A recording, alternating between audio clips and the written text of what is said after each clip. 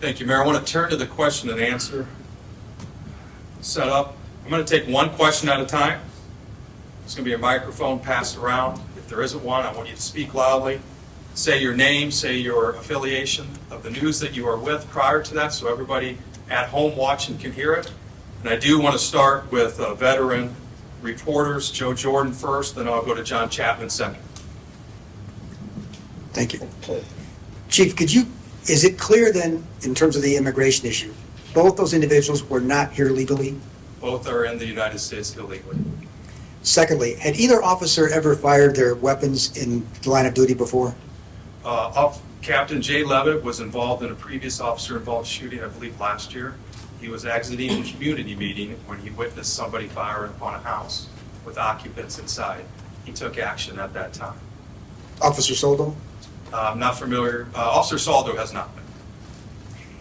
And one last one for me, sir. In terms of the incident at that moment in time, when the officers saw the handgun reaching across the passenger, Right. so what you're saying is that Captain Levitt felt, from what he saw, that the passenger may also have had a gun? Is that right? He thought the passenger was leaning over with his left hand shooting. And that would be consistent with the driver who leaned over and shot in front of the passenger. Thank you, sir. You're welcome.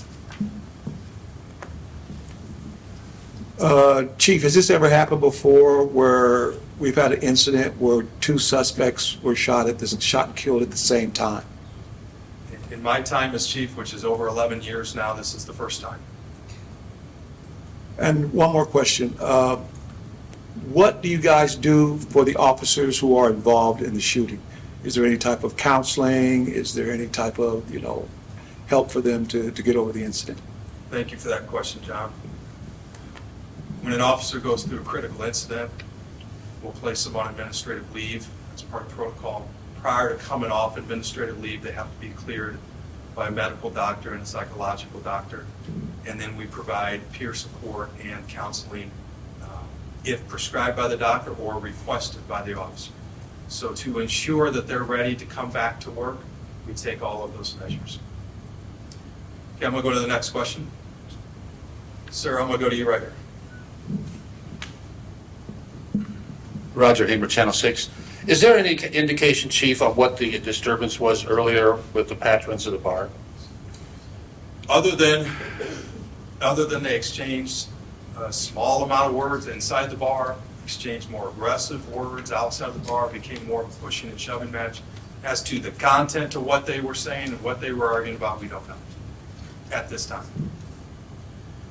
Okay, I'll go to you next. Molly Hudson with Channel 3. How many people, can you confirm how many people were in that parking lot when the Jeep pulled up? I'd have to go back and look at the exact number, but we described it as a group. You had a group of people that the two deceased were in an argument with outside of the bar. So you had that group, and then you had Officer Saldo, and you had Captain Levitt. So you had that collection of people that gunshot was fired towards.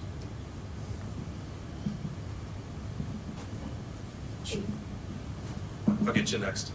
Chief, thanks for your time. Alex McLuhan, KETV. Thank you for touching on the possible language barrier between the men and the officers. I wanted to follow up by asking, are your officers required to learn Spanish, and should there have been communication in Spanish from your officers to these men? I understand you said that there was not time, but I want to give you an opportunity to explain. Should Omaha police officers be required to give commands in Spanish when there's a language barrier?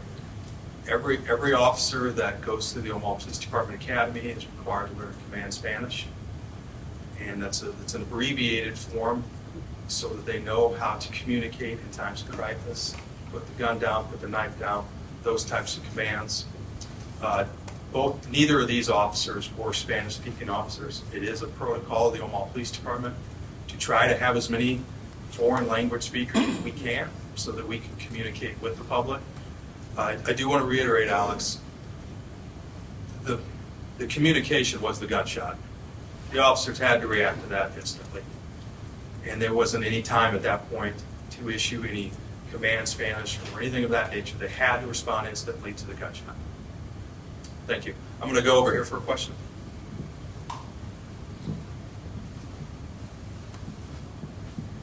Chief, as far as interaction now with the Hispanic community going forward, is this something you see having an impact on your relationship with that community, as well as what can be done to sort of remedy that situation? Sure, I do think it's going to be an impact, and I think we've taken measures here to provide transparency and accountability to catapult us into the next phase of reestablishing and reinstilling the police-community relations that we will have in our communities that are diverse. And in this particular situation, we want to do inroads and reach out, and we're willing to do so. Myself, I'll be meeting with a group representing Latinos, and we will meet Monday, and I'm going to give them an expanded explanation as to what took place here today and answer their questions fully. So that progression is definitely forefront in our minds and will take place. Hey, Molly Ashford. Oh, sorry. Hi, Molly. Hi. With the Omaha World-Herald. I'm wondering how long after the officers fired their weapons were medics allowed into the scene? I think it took approximately 8 minutes because the officers did not want to approach. They had to wait for a shield to approach. The car was still running. So that was approximately 8 minutes. Jeremy, do you know the exact time? It's about right, 8 minutes. Okay. And you said one of them asked for an ambulance in English, so did they have a conversation with the officers after? They did not have a conversation with the officers. One of them yelled back, "I need an ambulance." Okay. And when was the county attorney's office briefed? County Attorney's Office was briefed either yesterday or late the day before. Okay, thank you. Chief, do we have any idea where the suspect's bullet ended up? Was that ever recovered at the scene? And second part, was anybody hit by their bullet? No one was hit by the suspect's round, and we have not recovered where that final destination was. Chief Joe Jordan, again, News Channel Nebraska. You released still shots from the body-worn camera video, but not the video itself. Is there a reason for that? When it's our body-worn camera video, state law really wants that. They have a prescribed manner in which they want it released, and that's after the grand jury. And so you'll see that after the grand jury, but it's communications with the suspect to exit the car, which they never did. So both individuals were extracted from the vehicle after the officers approached with the shield. Just to be clear, so the video on the body-worn camera is after all the shooting is done? It is. Thank you. Do I have any more questions today?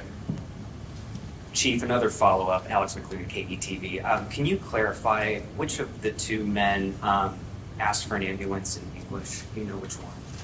It was the driver. Thank you. Chief, or participating Mayor Stothert, will the city face any liability for the passenger's death or even the driver's death? I think the chief should answer that. So name and affiliation, you would, please. Sarah Feely, KETV.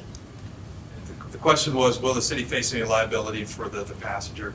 Look, this is the criminal phase, the evaluation of policies and procedures phase. The next phase possibly is a civil litigation phase. That is an area that we don't have any control over. Certainly, a lawsuit could be filed upon that.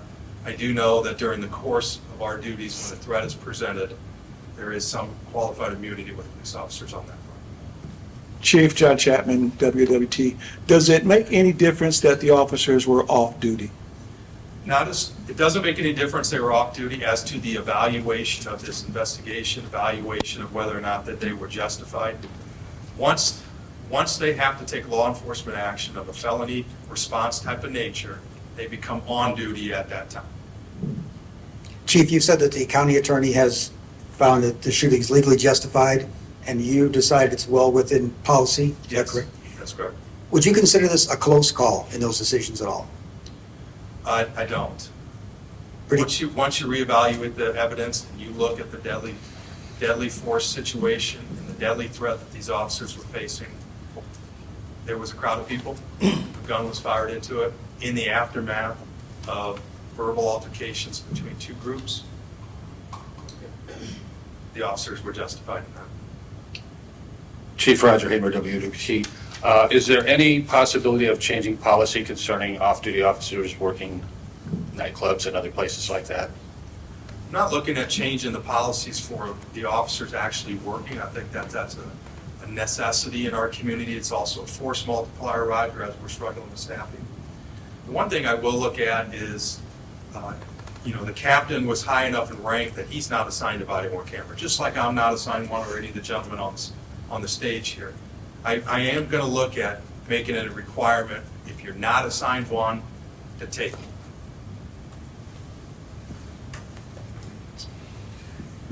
Chief, there have been calls from the community specifically in regards to Sarah Feely KTV, in regards to Captain Levitt to maybe take a look at his reassignment or even a demotion that has been brought up in the community. Is that something you're looking at, or can you address his status going forward?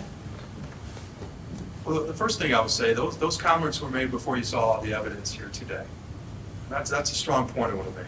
On the first officer-involved shooting that Captain Levitt was involved in, he happened upon somebody attempting to kill somebody else. And you want your law enforcement officers to intervene at that point in time. On this particular officer-involved shooting, he's working off duty. He has to respond to a gunshot that's pointed at a crowd and him and Officer Saldo in their direction.